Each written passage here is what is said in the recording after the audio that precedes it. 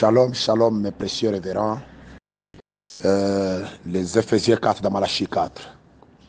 Que le Seigneur Jésus-Christ vous bénisse très, très richement. C'est votre frère, le pasteur Ben Cohen des Amen.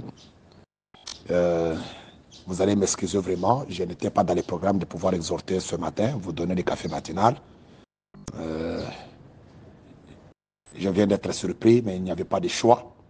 J'avais senti que malgré la surprise, je dois quand même m'efforcer, bien que je suis au travail, je dois quand même m'efforcer pour lire une ou deux écritures, pour apporter une petite exhortation autour de l'amour fraternel. Que le Seigneur Jésus vous bénisse richement. Sans plus tarder, nous allons dire un mot de prière au Seigneur Jésus. Éternel Dieu des armées, nous te disons grandement merci, Père, pour le souffle de vie que tu nous as accordé, ainsi que ce temps merveilleux que tu nous as encore accordé, précieux Père éternel, de pouvoir nous réunir au milieu des hommes de Dieu et, Seigneur notre Dieu, leur parler de toi, Seigneur notre Sauveur. Dans notre petitesse, Seigneur notre Dieu, nous voudrions que tu puisses nous assister, Père, car personne ne peut enseigner les autres si ce n'est que le Saint-Esprit. Or, le Saint-Esprit, c'est toi-même qui nous a toujours enseigné. Nous voudrions que tu puisses prendre la place, Seigneur notre Dieu, et que toi seul tu puisses nous exhorter ce matin, Père. Nous voudrions parler autour du sujet de l'amour fraternel. Seigneur, aide-nous à ce que cela ne puisse pas seulement rester dans la théorie, mais que, Seigneur, ceci puisse aller au-delà de la théorie pour que nous puissions arriver au point de pratiquer ce que nous parlons. Même moi-même qui va exhorter, que je puisse être à mesure de pouvoir pratiquer cet amour fraternel. Seigneur, aide, Seigneur notre Dieu, et également mes collègues prédicateurs, afin que, Seigneur Jésus notre Dieu, Père, les écritures que nous allons lire, ça ne vient pas de moi, mais afin que ces écritures que nous allons lire puissent quand même, Seigneur, m'édifier et édifier également mes collègues prédicateurs, afin que nous puissions parvenir, Seigneur Jésus, à vivre cet amour fraternel. Nous le demandons dans les précieux noms de notre Seigneur Jésus-Christ. Amen. Sans plus tarder, je ne vais pas prendre beaucoup de temps, comme je suis au travail. Je vais lire dans la Bible, dans les livres intitulés, les livres d'Un Corinthiens, chapitre 13, verset 1 jusqu'au 11e verset. Alors, nous lisons dans le nom précieux de notre Seigneur Jésus-Christ. La Bible dit, « Quand je parlerai les langues des hommes et des anges, si je n'ai pas la charité, je suis un airain qui résonne ou une cymbale qui retentit. Et quand j'aurai les dons des prophéties, la science de tous les mystères et toute la connaissance, quand j'aurai même toute la foi jusqu'à transporter des montagnes, si je n'ai pas la charité, je ne suis rien.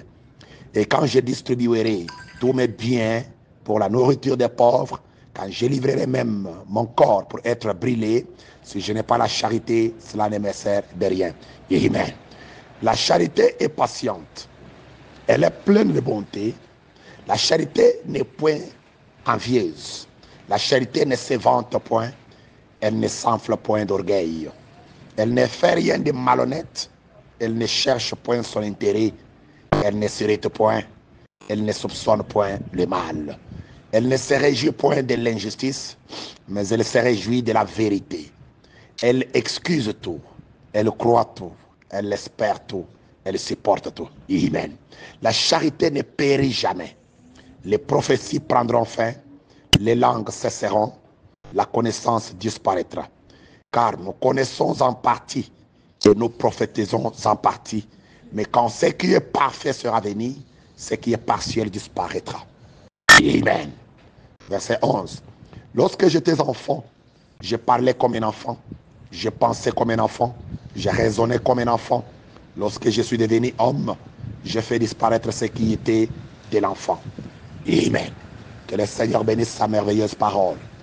Nous sommes en train de parler sur le sujet intitulé « L'amour fraternel ». Et nous voyons ici Paul qui était en train de parler au peuple de Corinthe pour leur dire que nous connaissons en partie, nous prophétisons en partie, mais c'est quand ce qui est parfait sera venu, ce qui est partiel disparaîtra. Qu'est-ce qui est parfait que Paul attendait que ça doit venir? Ce qui est parfait, ce n'est que l'amour. Ce que la Bible appelle la charité. C'est ça même l'amour. L'amour du Seigneur, l'amour de Dieu. Amen. Comme nous sommes en train de parler tout autour de l'amour fraternel, C'est ça même le parfait que Paul attendait pour que ça arrive. Et ce qui est parfait ne pouvait pas arriver à l'époque de Paul ou dans l'âge de Paul ou au moment où Paul était encore sur la terre prêchant son message. Mais ce qui est parfait, qui est l'amour divin, ne pouvait qu'apparaître dans ce temps d'histoire où nous vivons.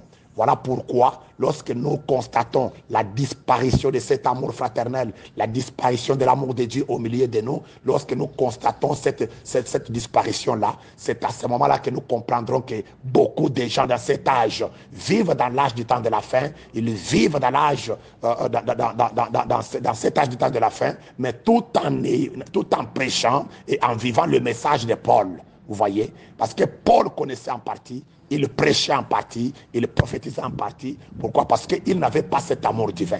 Amen. Mais lorsque nous voyons la disparition de cet amour de Dieu, cet amour fraternel dans ce temps de la fin, nous voyons la disparition de cet amour de Dieu dans nos églises, dans nos vies, dans le prédicateur, dans les brebis. Nous devons comprendre automatiquement qu'on n'a jamais cru le message de Fébanam. Parce que le message de Fébanam, c'est un amour parfait. Le message de Fébanam, c'est la pratique, ce n'est pas la théorie. Le message de Fébanam, ce n'est pas réciter des citations. Le message de Fébanam, c'est la vie, c'est l'amour divin.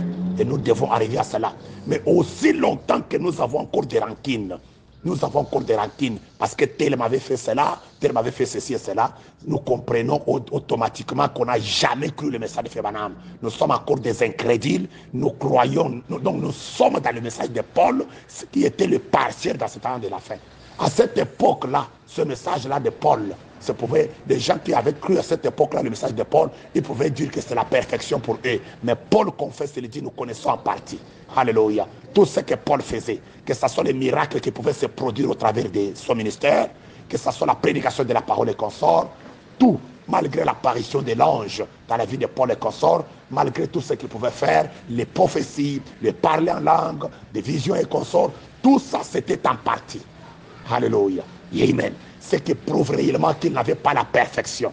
Mais Paul confesse pour dire, quand ce qui est parfait viendra, ce qui est partiel disparaîtra. Et nous voudrions faire disparaître maintenant le partiel de nos vies, de nos églises. Au moment où tu hais encore ton frère, tu hais encore ta soeur, au moment où tu dresses encore des barrières contre ton prochain, parce qu'il ne croit pas comme toi, parce qu'il t'avait fait ceci et cela, parce qu'il est comme ça, il consort, tout ça. Au moment où tu dresses encore des barrières, donc automatiquement tu retournes encore dans le message de Paul. Tu es encore dans ce qui est partiel, alors que nous sommes au temps de pouvoir faire disparaître ce qui est partiel.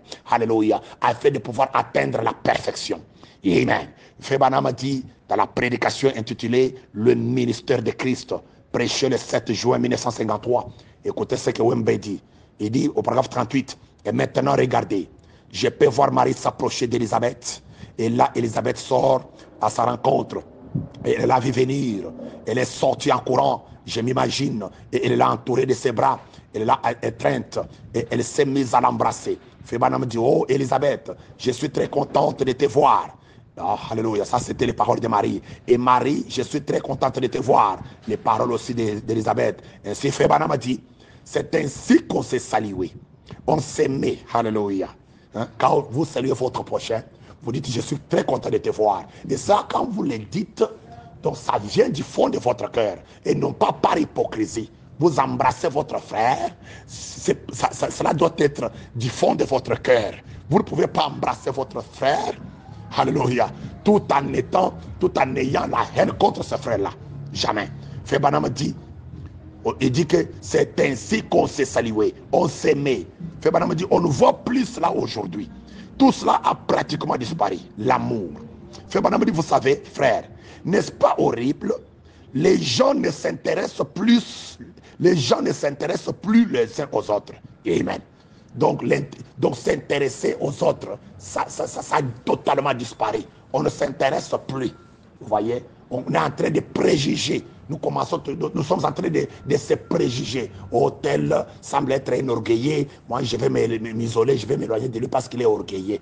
Donc, tu commences maintenant, tu ne t'intéresses même plus encore à lui. Et l'autre aussi, parce que Dieu l'a béni, il a des moyens financiers, il s'intéresse seulement aux riches comme lui, il s'intéresse seulement aux gens qui ont des possibilités comme lui. Les autres qui ont des grandes églises s'intéressent aux pasteurs qui ont aussi des grandes églises comme lui.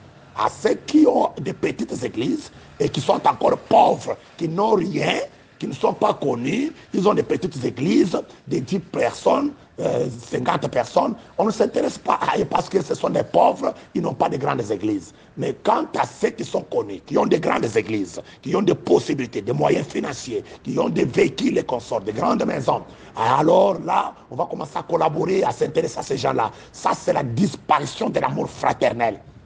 Et quand cet amour fraternel disparaît dans votre vie, vous êtes encore dans le message de Paul. Vous êtes encore dans ce qui est partiel, que nous voulons maintenant faire disparaître pour que vous puissiez atteindre la perfection à ce moment.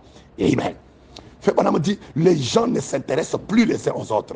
Eh bien, autrefois, il dit, eh bien, autrefois, quand nous étions là à la campagne, nous avions notre ferme, et quand quelqu'un tombait malade dans le parage, eh bien, on allait là, on coupait du maïs pour lui, et on coupait du bois pour lui, on ramenait cela, on faisait tout ce qu'on pouvait pour l'aider. Mais on ne fait plus cela. L'unique moyen pour vous de savoir que votre voisin est mort, c'est en le lisant dans un journal. Ce qui est totalement faux. Pourquoi? Parce qu'on ne s'intéresse pas.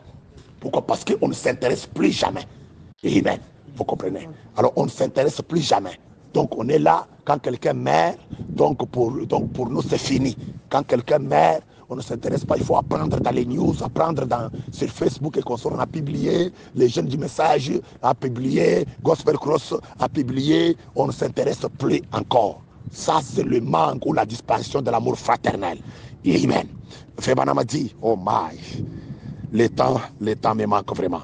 Amen. Le temps me manque vraiment. Fébana m'a dit, je vais lire un peu une autre citation ici pour terminer.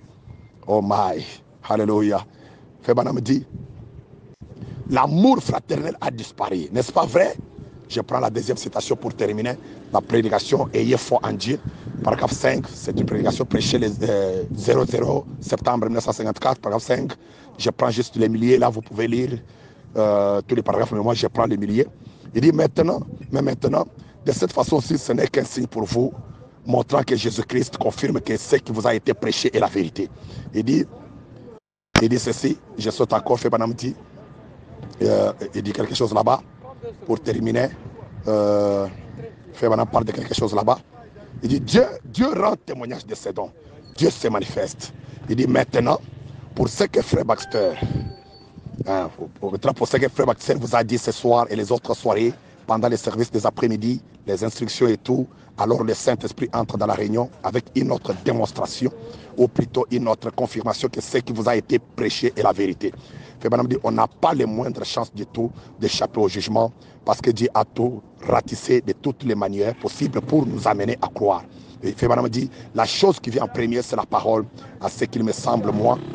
Si quelqu'un ne veut pas croire, il dit que, à ce qu'il me semble, si quelqu'un ne veut pas croire ma parole, eh bien moi, je n'aurai pas beaucoup confiance dans cette personne-là.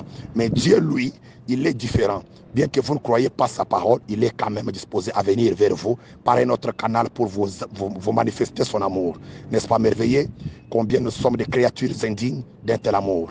Frères, sœurs, c'est dont le monde a besoin aujourd'hui, c'est davantage de l'amour de Dieu. C'est dont le monde a faim aujourd'hui, c'est davantage de l'amour de Dieu. Si nous manifestions un peu plus d'amour les uns pour les autres, un peu plus d'amour envers Dieu, combien nos églises seraient meilleures, combien les individus seraient meilleurs et combien nous serions meilleurs si nous nous aimions vraiment les uns les autres. Quand nous nous aimons les uns les autres, alors nous pouvons aimer Dieu, car Dieu est amour. Alors, nous devons faire disparaître ce qui est partiel et courir vers la perfection qui est l'amour de Dieu aujourd'hui. Tant que vous n'aimez pas votre prochain, tant que vous avez encore dressé des barrières dans la vie de votre prochain, alors à ce moment-là, comprenez seulement que vous êtes encore dans le message de Paul. Vous n'avez jamais cru le message de Branham. Alléluia. Je vous prie de pouvoir croire le message de Branham qui est l'amour parfait, qui est l'amour divin, qui va faire disparaître les partiels, qui va faire disparaître la haine. Alléluia. Que le Seigneur vous bénisse richement. Amen.